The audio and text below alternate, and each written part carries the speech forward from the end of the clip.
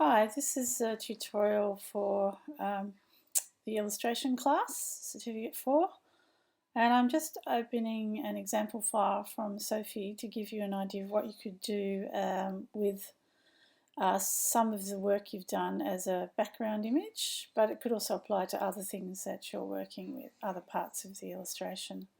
So I've opened her image, and it's now a locked background image.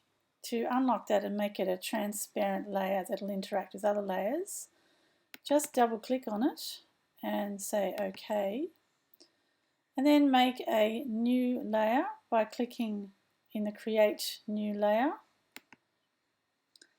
And we're going to go and get the paint bucket, and we're just going to choose a colour. I've already chosen a dark blue, and then we're going to just fill that layer, and you can see you've now got two transparent layers. I'm going to drag the blue layer down so it's underneath, and then we're going to work on that top layer and make it slightly transparent so you get a blend between the two layers. So you can do this with two images as well, and I'll show you how to do that in another tutorial, but we'll just start basically getting the hang of doing this. And we need to use the gradient tool, which is over here. And one tip is that it might not be showing. If you are missing a tool, you'll see these little three dots down here that are usually visible. Just click on that, double click on it, control click, edit, and then go edit toolbar. If you control click, it should open. You'll notice that you have toolbar items and you have extra tools. So sometimes if you're missing a tool, it might have been put over in here and be sitting as extra tools. So it's just a way of clearing clutter. So if you find you never use a tool, you can move it over here. And it's quite easy to just move it back so that it's in the ones that show up here. So if you're ever missing a tool, that's where you go and find it. So sometimes the grading tool is not showing because it's been put over here by default, depending on what tool preset you're working with. So just say done, but that's just in case it's not showing. So there's our gradient tool, but we're not going to actually put a gradient on the image.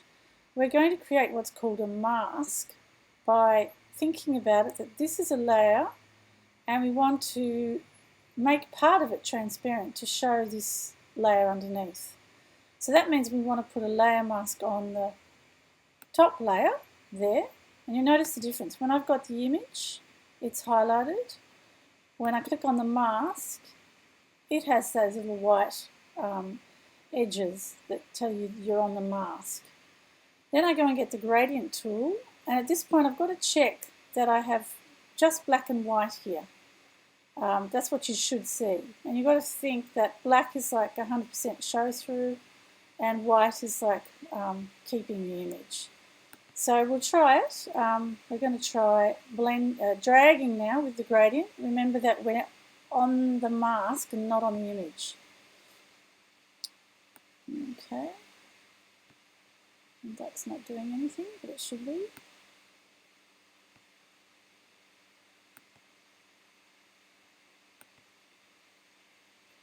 Why is that not working? So probably not working because, yes, up here it's on normal, it's not on normal mode. So if you find something's not working, just check out any modes that might accidentally be on it. And put the opacity back up and we'll just try that again. I think we're on the wrong gradient, we're on a rainbow gradient, which is actually creating something quite interesting there. But I'll undo that and we'll just make sure that we've got the normal gradient, which is this one. I mean, you can experiment with these other gradients, but if something's not working, go and check here what kind of gradient you're actually working with. So let's try that again and see if it works this time. And now it's working. So imagine that the black area that you see on the mask is chopping through to show very subtly the parts of the image underneath. Now, once you've done that far, I'll just show you what else the mask can do. You can actually get a paintbrush and you can actually paint through particular areas. So I'm basically chopping a hole through to whatever's underneath.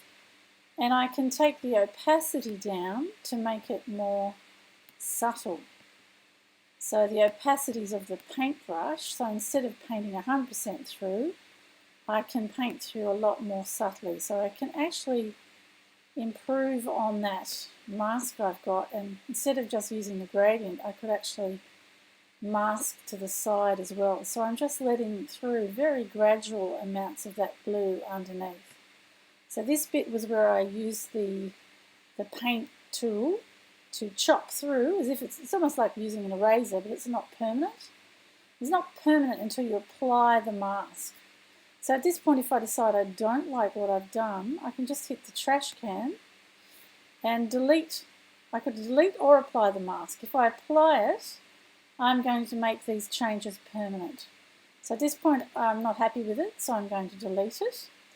And also, just before I start, I really should just look at that top image, and it's a little bit yellowish.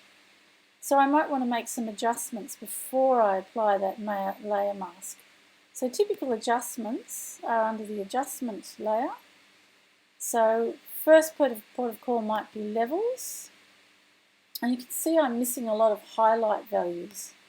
So by moving the levels slider back in, I'm improving the highlights. This middle one affects the mid-tones, so you could also play with that.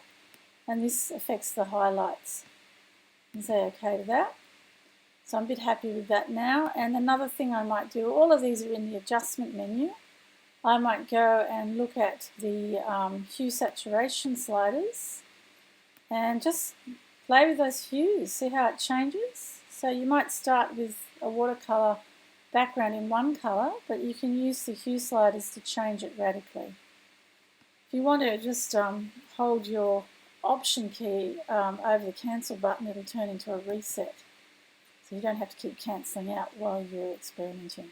Saturation sliders will do what they say. They'll make the colours stronger, more saturated. Go the other way and it takes the colour out till you get to just a tonal grey, black and grey sort of tones of your image. Lightness obviously is light and dark. Again, I'm just going to hold the Option key and say reset. So I don't really want to do those changes. I don't want to apply them. And I'll do that gradient mask again. It's this little icon here. Here you're on the image, and if you use the paintbrush here, you would actually paint colour on there. That's not what we're trying to do. We're trying to use the mask to either use a paintbrush to mask through a particular area, or to do it really subtly using the gradient tool. Here's the gradient tool. I'm going to try that again. I want to have part of the image disappear, so you can see it's being masked out where the black is. It's actually chopping through and allowing this blue to show underneath. So it can be quite nice. Then if I wanted to do a little bit more, that's when I can switch to the paintbrush tool, and I could actually just allow a little bit more of that blue that's underneath to come through. So it can be quite a subtle thing depending on what opacity I put up here. So at 100% opacity, it's going to really chop through most of that layer. When I slide that opacity back down, I can get a much subtler effect, and at something like 10% of opacity, it's really subtle. Okay, so I'm going to hit the garbage can again because I actually don't want to apply that. I'm not ready to apply that. If I was, I'd hit apply and the changes would become permanent and the mask would disappear. Instead, I'm going to delete. So it gives you a lot of flexibility when you're playing around. So I might just open another image.